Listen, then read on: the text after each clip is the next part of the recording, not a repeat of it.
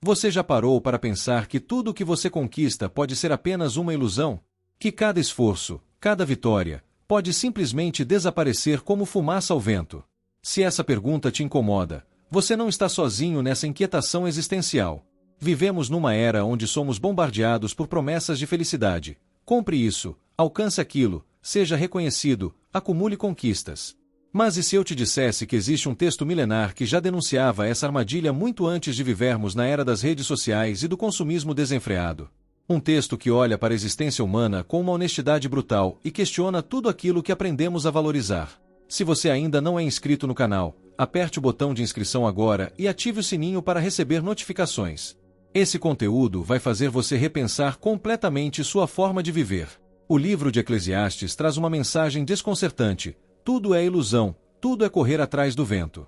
Não estamos falando de pessimismo barato ou desânimo gratuito. Estamos falando de uma observação profunda sobre a condição humana, sobre a fragilidade das nossas certezas e sobre o vazio que pode existir por trás das nossas maiores realizações. Quando olhamos para nossas vidas com essa lente, muita coisa que parecia sólida começa a se dissolver. Pense nas coisas que você acredita serem importantes: seu trabalho, suas conquistas materiais, o reconhecimento que você busca. Agora imagine que, daqui a 100 anos, nada disso será lembrado. Seu nome será esquecido, suas realizações serão poeira, e o mundo continuará girando como se você nunca tivesse existido. Essa é a perspectiva que Eclesiastes nos força a encarar. E talvez seja justamente esse confronto com a nossa insignificância que pode nos libertar das ilusões que nos aprisionam. Essa jornada de reflexão não será fácil. Vamos desconstruir certezas, questionar valores e olhar para os aspectos mais incômodos da existência humana. Mas é justamente nesse desconforto que mora a possibilidade de uma compreensão mais profunda sobre quem somos e o que realmente importa.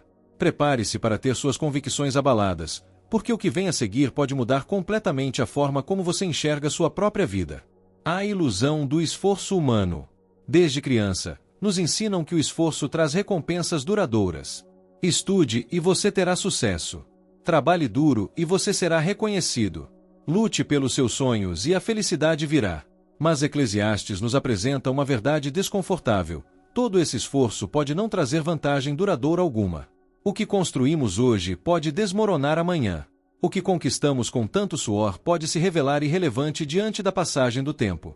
Essa percepção não surge de preguiça ou falta de ambição, mas de uma observação honesta sobre a natureza transitória de todas as coisas. Observe o mundo ao seu redor. Empresas que pareciam eternas quebram da noite para o dia. Relacionamentos que prometiam durar para sempre se dissolvem em semanas. Carreiras construídas ao longo de décadas se tornam obsoletas com uma mudança tecnológica. A solidez que atribuímos às nossas conquistas é frequentemente uma projeção da nossa necessidade de segurança, não uma característica real do mundo. Vivemos como se houvesse garantias, mas a única certeza é a impermanência de tudo. Pense naquele projeto no qual você investiu meses ou anos de trabalho. Talvez tenha sido um negócio, um relacionamento, um objetivo pessoal. Você se dedicou de corpo e alma, sacrificou noites de sono, abriu mão de momentos de lazer, colocou toda a sua energia naquilo. E então, por circunstâncias que muitas vezes fogem ao seu controle, tudo desmorona. O mercado muda, as pessoas mudam, a vida muda. E você fica ali, olhando para os destroços do seu esforço, questionando se valeu a pena todo aquele investimento. Mas aqui está o ponto crucial: reconhecer a ilusão do esforço humano não significa que devemos parar de nos esforçar. Significa, sim, que precisamos reavaliar nossas expectativas e nossas motivações. Quando trabalhamos esperando que nosso esforço nos dê controle sobre o futuro, estamos nos preparando para a decepção. O futuro é fundamentalmente incontrolável. O que podemos controlar é nossa relação com o presente, nossa postura diante da incerteza, nossa capacidade de encontrar sentido não no resultado, mas no processo em si.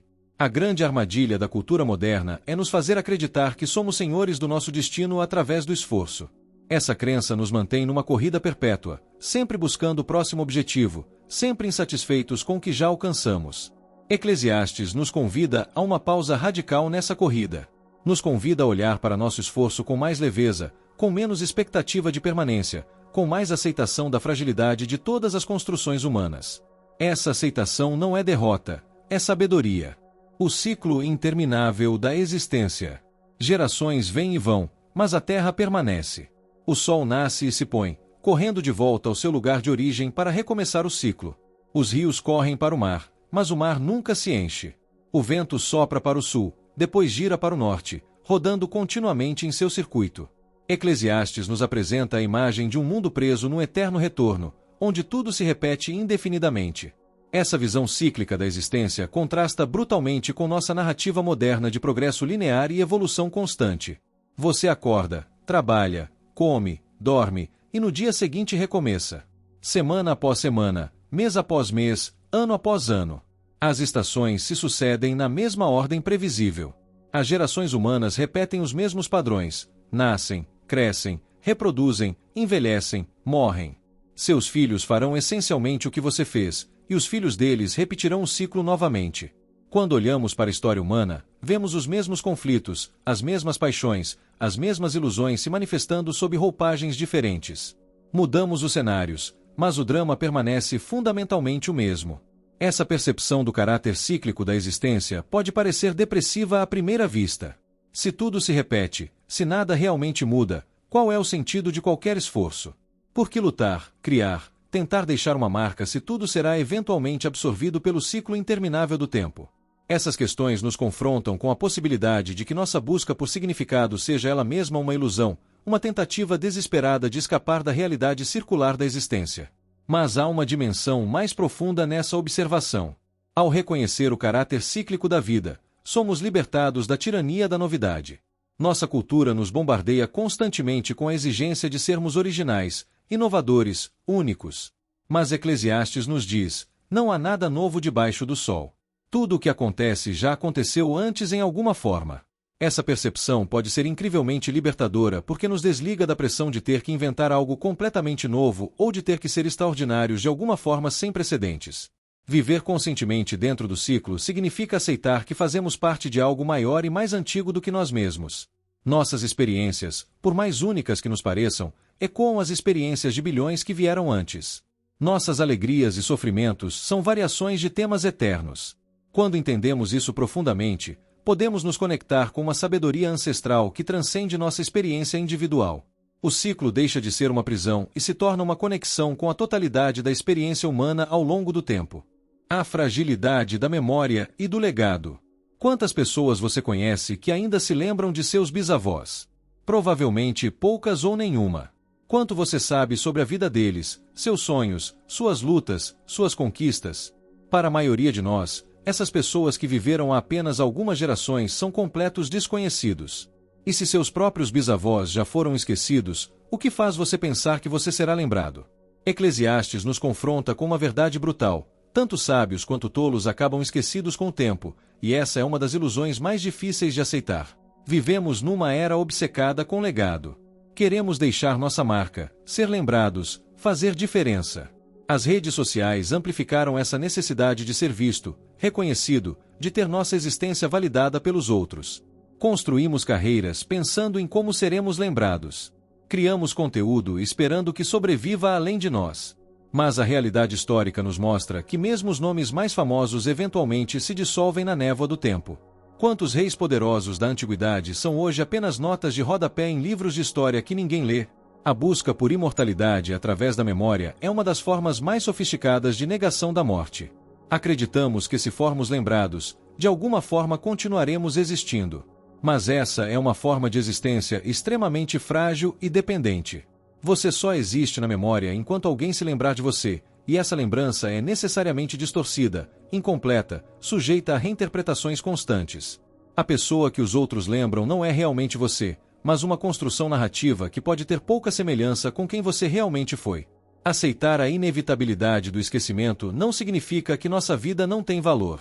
Significa, sim, que precisamos encontrar esse valor em outro lugar que não seja no reconhecimento futuro. Seu valor está no presente, na qualidade da sua consciência agora, na profundidade das suas conexões atuais, na integridade com que você vive este momento.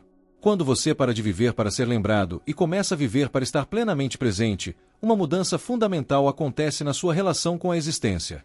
Há uma liberdade profunda em aceitar que você será esquecido. Essa aceitação te liberta da necessidade de construir uma imagem para a posteridade.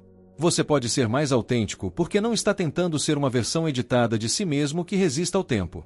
Você pode fazer escolhas baseadas no que é verdadeiro para você agora, não no que parecerá impressionante para gerações futuras que de qualquer forma não se importarão. O esquecimento inevitável é paradoxalmente uma das maiores permissões para viver com autenticidade. A armadilha da sabedoria e do conhecimento. Você provavelmente cresceu ouvindo que conhecimento é poder, que a educação é a chave para o sucesso, que quanto mais você aprende, melhor sua vida será. Eclesiastes apresenta uma perspectiva radicalmente diferente. A sabedoria e o conhecimento trazem mais dor e aborrecimento do que satisfação. Quanto mais você entende, mais você percebe o quão pouco controle realmente tem. Quanto mais você sabe, mais você se conscientiza das contradições, das injustiças, da futilidade de tantas coisas que as pessoas valorizam. O conhecimento expande sua consciência, mas também expande sua capacidade de sofrer. Pense nas crianças pequenas, em sua capacidade de se maravilhar com coisas simples, de estar completamente absortas no momento presente. Conforme crescemos e acumulamos conhecimento, perdemos essa capacidade.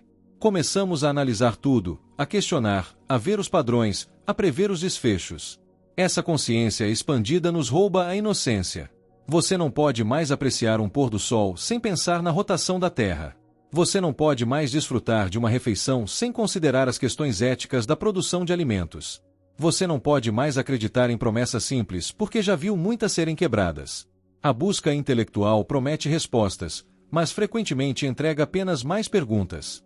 Você estuda filosofia esperando encontrar o sentido da vida e descobre que os maiores pensadores da humanidade também não sabem. Você busca a ciência esperando certezas e descobre que quanto mais conhecemos, mais percebemos o quão vasto é o território do desconhecido. Você aprende sobre história e percebe que a humanidade repete os mesmos erros geração após geração, aparentemente incapaz de aprender com o passado. Esse conhecimento não te empodera, te desencanta. Mas talvez seja justamente esse desencantamento que constitui o valor mais profundo do conhecimento. Quando você vê através das ilusões, quando entende a natureza construída das narrativas que nos governam, quando percebe que a maioria das coisas que as pessoas perseguem não traz a satisfação prometida, você tem a oportunidade de viver de forma mais consciente. O sofrimento que vem com o conhecimento é o sofrimento do despertar. É doloroso ver as coisas como elas são em vez de como gostaríamos que fossem. Mas essa visão clara é o primeiro passo para qualquer transformação real. A sabedoria de Eclesiastes não está em rejeitar o conhecimento, mas em reconhecer seus limites. O conhecimento pode te dizer como as coisas funcionam, mas não pode te dizer o que fazer com essa informação. A sabedoria pode te mostrar a natureza ilusória de muitas buscas humanas, mas não pode te dar um roteiro para viver. O que resta depois que o conhecimento desconstrói todas as certezas fáceis? Resta você, no diante da existência, tendo que decidir como viver sem garantias, sem respostas definitivas, com apenas a consciência do momento presente como guia. O vazio dos prazeres e das conquistas. Se o esforço é inútil e o conhecimento traz dor, talvez a resposta seja buscar prazer, certo? Eclesiastes explora essa possibilidade: o riso, o vinho, as festas, as experiências sensoriais. Mas a conclusão é a mesma: tudo se revela vazio. Os prazeres são efêmeros por definição.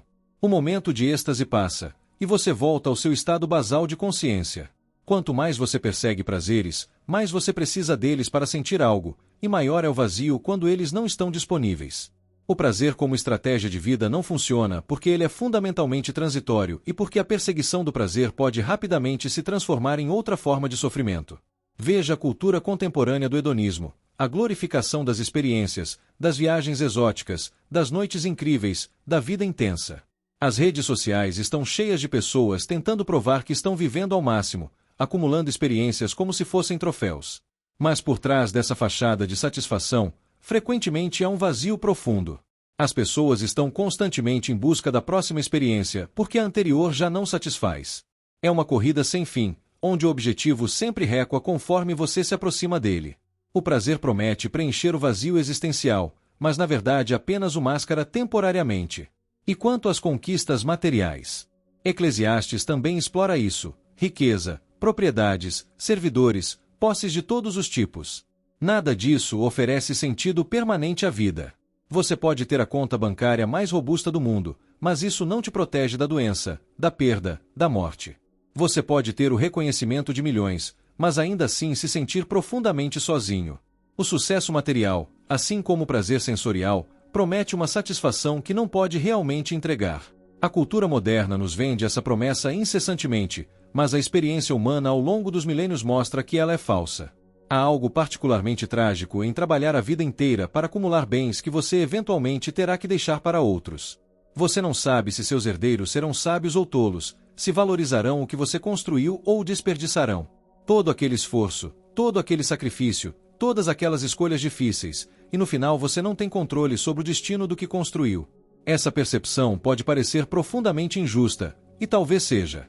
Mas também pode nos libertar da obsessão com a acumulação. Se não podemos levar nada conosco, se nosso controle sobre o futuro de nossas posses é ilusório, talvez devêssemos reconsiderar nossas prioridades. A morte é o grande equalizador que Eclesiastes constantemente nos lembra. Tanto sábios quanto tolos têm o mesmo fim. Ricos e pobres, poderosos e fracos, famosos e anônimos, todos compartilham esse destino comum. Todas as distinções que fazemos, todas as hierarquias que construímos, toda a importância que atribuímos a status e posição, tudo isso se dissolve diante da morte. Essa não é uma observação mórbida, mas uma tentativa de nos acordar para a relatividade de nossas preocupações cotidianas. Se todos vamos morrer de qualquer forma, talvez devêssemos questionar mais radicalmente como estamos vivendo enquanto estamos vivos. Então chegamos ao final dessa jornada inquietante pelas reflexões de Eclesiastes, e você pode estar se perguntando: qual é o ponto de tudo isso? Se o esforço é inútil, se tudo é cíclico, se seremos esquecidos, se o conhecimento traz dor, se prazeres e conquistas são vazios, e se todos morreremos de qualquer forma, por que continuar? Essa é a pergunta crucial, e é justamente nesse ponto que a sabedoria de Eclesiastes se revela mais profunda. Depois de desconstruir todas as ilusões, depois de nos mostrar a futilidade de tantas buscas humanas, o texto nos oferece não uma resposta complexa, mas uma orientação surpreendentemente simples. Aproveite o simples. Coma com prazer. Beba com alegria. Desfrute do seu trabalho. Não porque essas coisas vão te dar um sentido cósmico ou porque vão te tornar imortal, mas simplesmente porque elas são dons a serem vividos no presente. Quando você para de buscar significado transcendente em tudo e aceita a vida pelo que ela é, algo se abre. Você pode comer uma refeição e simplesmente apreciá-la, sem transformá-la numa declaração sobre quem você é. Você pode trabalhar sem a pressão de que esse trabalho precisa te definir ou te imortalizar. Você pode estar com pessoas que ama sem a ansiedade de que esses momentos precisam ser perfeitos ou durar para sempre. A mensagem final não é de desespero, mas de libertação. Quando você aceita que tudo é correr atrás do vento, você para de correr. Quando você reconhece que não pode controlar o futuro ou garantir seu legado, você se torna mais disponível para o presente. As maiores alegrias da vida humana não estão nas grandes conquistas ou nos prazeres extravagantes, mas nos momentos simples de conexão, na sensação do sol na pele, no sabor de um alimento, na conversa honesta com um amigo. Essas experiências não precisam de justificativa ou de permanência para serem valiosas. Elas são valiosas simplesmente por acontecerem. Reconhecer que tudo vem de algo maior que nós mesmos, seja você chame isso de Deus, natureza, universo ou qualquer outro nome, é aceitar nossa posição na ordem das coisas. Não somos os autores da existência, apenas participantes temporários. Essa humildade diante da vida não é fraqueza, mas sabedoria. Quando paramos de tentar controlar tudo, de fazer tudo significar algo grandioso, de transformar nossa existência numa declaração épica, podemos finalmente relaxar na simplicidade de estar vivo. E talvez seja isso que Eclesiastes sempre quis nos dizer: a vida não precisa de justificativa, ela precisa ser vivida. Se esse vídeo te fez pensar diferente sobre sua própria vida, se essas reflexões tocaram algo em você, deixe seu like e se inscreva no canal para mais conteúdos que vão além da superfície. Comente abaixo qual das ideias apresentadas mais te impactou ou como você lida com essas questões existenciais no seu dia a dia. Compartilhe esse vídeo com alguém que precisa dessas reflexões. E lembre-se, enquanto você está aqui, agora, lendo estas palavras, você está vivo. Esse é o único momento que realmente existe. O resto é apenas correr atrás do vento.